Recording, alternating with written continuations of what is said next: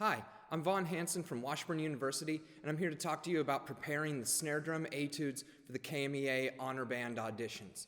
Both of these excerpts are from Portraits in Rhythm by Anthony Cerrone. There's actually two versions of this book. There's one with a red cover, that's all the solos, and then there's one with a blue color that's all the solos plus a page of tips written by Anthony Cerrone about each etude. So if you don't own the red one already and you're going out to buy a book, I'd recommend you buy the blue one because it has all those helpful tips from Anthony Cerrone.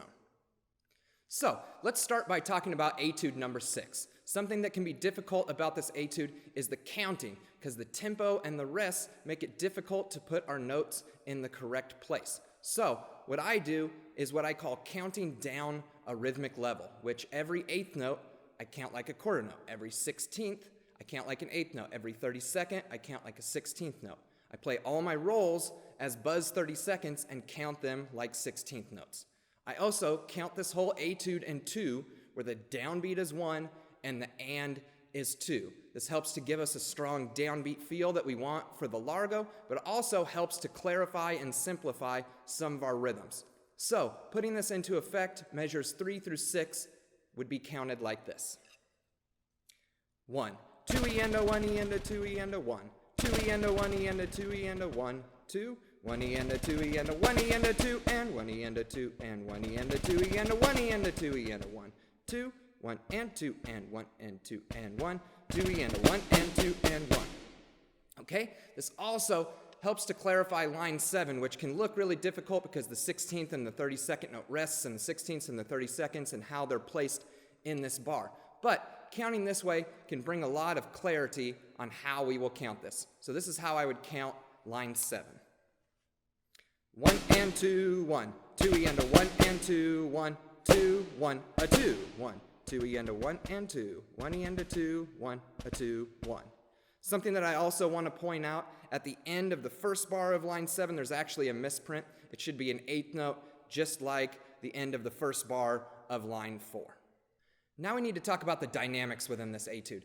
For any dynamic with a P in it, I use the front edge of my snare drum, and any dynamic with an F in it, I use at the center of my snare drum. So line 4, the whole first measure would be in the center, and the whole second measure would be at the edge. This creates some difficulty because I have to shift really quick from these Marcato accented fortissimos to this really soft pianissimo at the edge 32nd notes.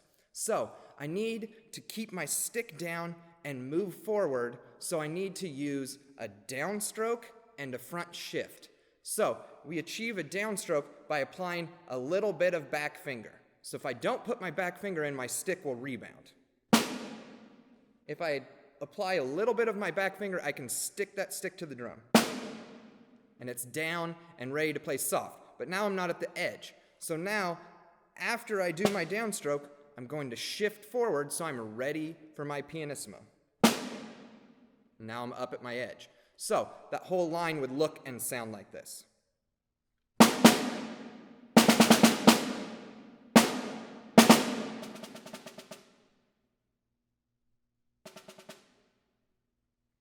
Okay, so on this line there's also these Marcato accents. So these are different than a regular accent. These are those house tops. So they should have a little bit more articulation, a little bit more aggressiveness to them. So to do that, I play with a little bit more speed to create that articulation. So if I was to play them without the Marcato accents, it would sound like this.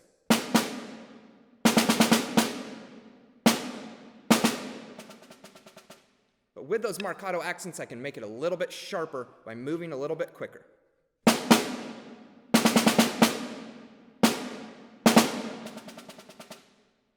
So that creates that sharp articulation we need for those accents. One of the most difficult parts of the dynamics in this etude are all the fast-moving crescendos and decrescendos and these 30-second singles and buzzes. So we really need to use a motion to the front edge and back to the center to get the most variation in our sound. We also need to note where these dynamics stick within this etude. That means where they're staying stagnant. So I'm going to use line 6 as an example. So if you look at line 6, the first 4 32nd notes are at pianissimo. Then the roll comes to forte, to the center. Then the next group of 30-second notes goes to the edge. Then that roll sticks at pianissimo for that whole beat. We have 4 30 seconds to get up to fortissimo. That whole roll sticks at fortissimo. 2 16th accents at Marcato, at a sforzando, super articulate, super strong. And then we have that roll to come down to piano, 4 16th notes that stick at piano, and then we use that roll to come back to the center, Marcato accent, fortissimo. That's a lot going on, but if we really pay attention to the detail, it can be a really musical experience. That sounds like this.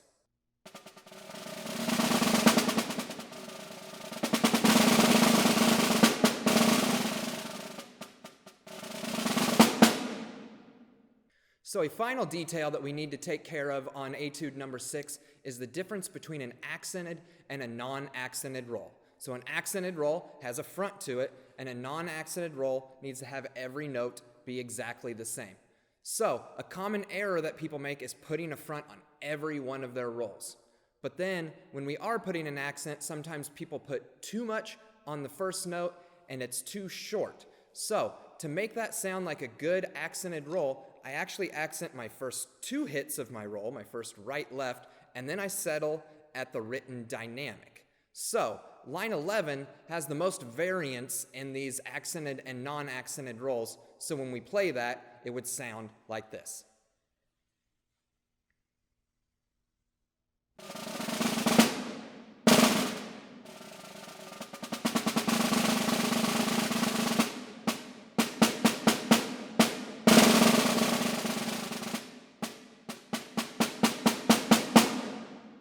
Now let's move on to etude number 11. The counting on this is a little more straightforward, but I do one thing to make it a little bit more simple in my head. So I don't count to 12, I count groups of 3, and I just count 1, 2, 3, 1, 2, 3 over and over instead of 1, 2, 3, 2, 2, 3, 3, 2, 3, 4, 2, 3. I just count 1, 2, 3, 1, 2, 3. So if I play the first line, I would count it like this. 1, 2, 3, and 1, and 2, and 3, and 1, and 2, and 3, and 1, and 2, and 3.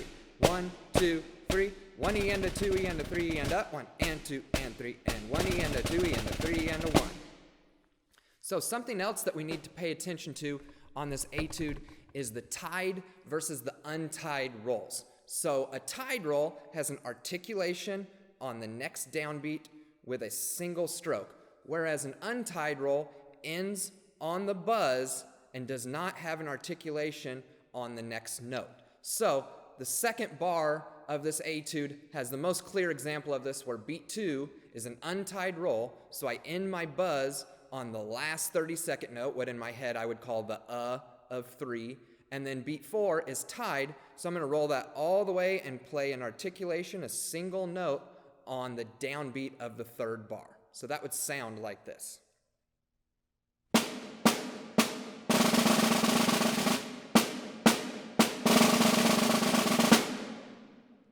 So there's a more complicated version of this untied roll on the 11th line. So Cerrone writes in his study guide that he wants a separation between that roll and the first 16th note. So I'm going to use the second bar of line 10 to demonstrate how I would accomplish this. So I've put some notation up here as to how I'm thinking about this. So I would count it as 1, 2 E and a 3 as a roll, play the and as a single, and then and a 2 E and then the and of 3 as a single. So that creates the space before that 16th note on the and of 3 of the first beat, and then it creates our rest in the second beat. So that would sound like this.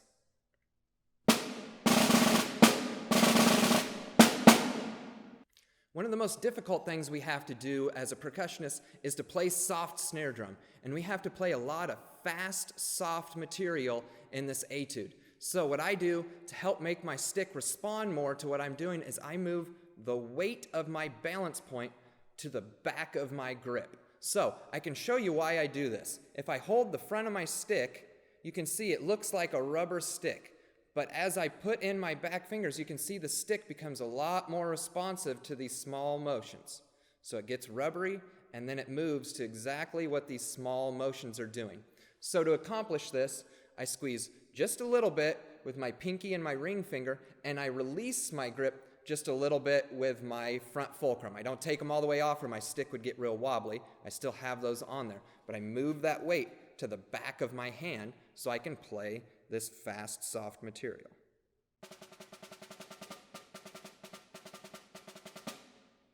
This etude also requires us to play a lot of fast, offbeat patterns. So we need to have the left hand floating along and maintaining the same tempo. I treat this just like I would with a drumline timing exercise, where we keep the left hand going between the check and the following pattern. So I'm just going to play 4 bars of what that would be like. I'm going to move my left hand off the center so there's 2 different pitches, and you can see what's going on. Pay attention to how my left hand is the same in all 4 bars.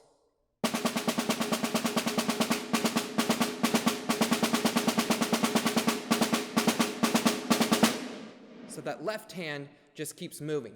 But there's a lot more help from the right hand in those than we get in this. We have to play a lot of extended passages where we have just the E's and the U's moving forward on this line 3 and 4. So what I do is what I call hydroplaning. So hydroplaning in a car is where you hit water and you start to spin out. And if you overcorrect and turn the wheel, the car will start to spin. But if you have a goal straight forward that you just move towards, usually you can steer that skid and be okay. So overcorrecting in the snare drum part is counting every single one of these downbeats. 1 E and a 2 E and a 3 E and a 4 E and a. It's going to slow down. It's all stiff and weird. That was weird.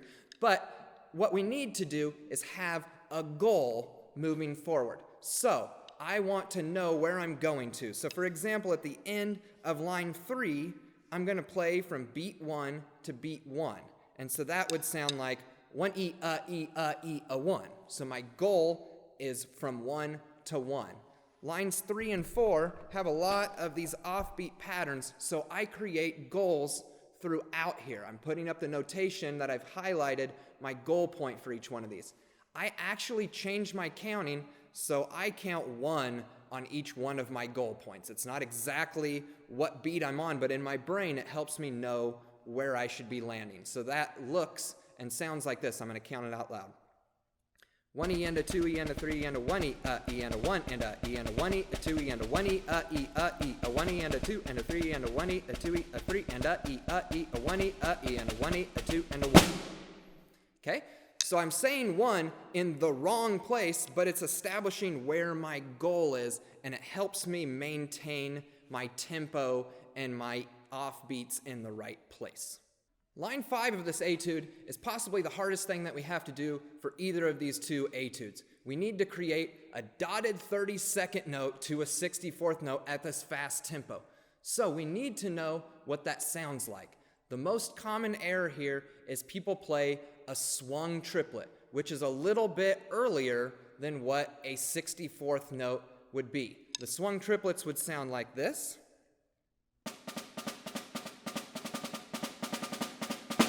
So it sounds pretty even. We actually need to make those 64ths tighter so then that triplet feels a little bit more open.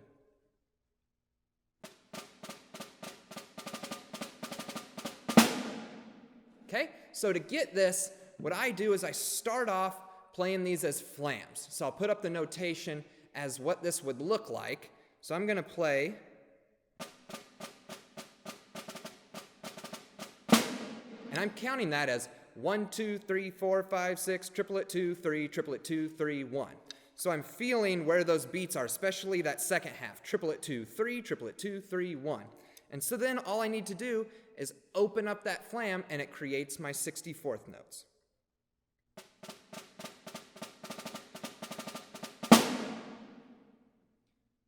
So there's a rhythm within this bar and it's on line 7 and line 8 that is a little bit more easy to accomplish if I do a certain sticking because it puts me back on the right hand. So it's this triplet to the dotted note with the 16th or the 32nd note following it. And so my sticking is right, left, left, right. So that looks like this.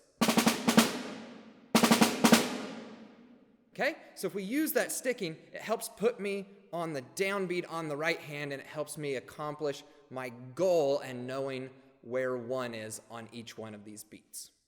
Though I talked about specific issues for each etude, a lot of this transfers back and forth between these etudes and into your everyday playing.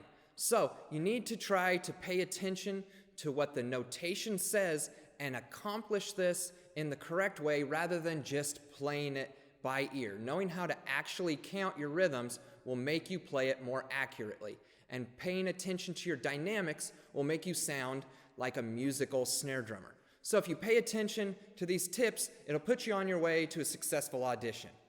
Feel free to reach out to me and email me with any other questions that you have, or to set up a time for me to listen to you and give you some advice about your specific issues. I'll be happy to work with anybody who reaches out.